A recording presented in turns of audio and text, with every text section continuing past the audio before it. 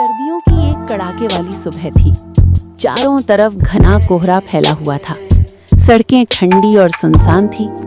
ऐसा लग रहा था मानो ठंड सिर्फ मौसम में नहीं बल्कि इंसानों के दिलों में भी उतर आई हो। उसी ठंडी सड़क के किनारे एक बूढ़ा निर्धन आदमी बैठा था, जिसके पास न घर था न गर्म कपड़े, सिर्फ जिंदगी को पकड़े रहने की एक कमजोर सी कोशिश। उस बूढ़े का नाम था रामदीन। उम्र ने उसकी कमर झुका दी थी और गरीबी ने उसकी आत्मा को थका दिया था। ठंड से उसके हाथ कांप रहे थे, सांस से धुआं निकल रहा था, होंठ नीले पड़ चुके थे, लेकिन उसकी आंखों में अब भी जिंदा रहने की एक चुप सी उम्मीद थी। लोग पास से गुजरते रहे, कोई तेज कदमों से तो कोई गाड़ियों में बैठा हुआ। किसी ने मुड़कर नहीं देखा, किसी ने नहीं पूछा कि ये बूढ़ा इंसान इस ठंड में जिंदा भी रहेगा या नहीं।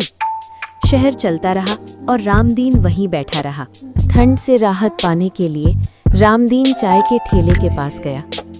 केतली से उठती भाप उसे जिंदगी की तरह लगी। उसने अपने कांपते हाथ आग के पास बढ़ाए, लेकिन चाय वाले की आंखों में दया नहीं थी, सिर्फ जल्दबाजी और बेरुखी थी। रामदीन चुपचाप खड़ा रहा, क्योंकि गरीबी शिकायत करना नहीं सिखाती। तभी पास से एक छोटी सी बच्ची गुजरी, स्कूल की यूनिफॉर्म में। उसकी नज़र अचानक रामदीन पर पड़ी। वो रुक गई। उस मासूम चेहरे पर हैरानी भी थी और करुणा भी। शायद पहली बार किसी ने रामदीन को एक इंसान की तरह देखा था। बच्ची ने बिना कुछ सोचे अपनी जैकेट उतारी और रामदीन की तरफ बढ़ा दी। रामदीन के कांपते हाथ रुक गए, उसकी आंखें भर आईं।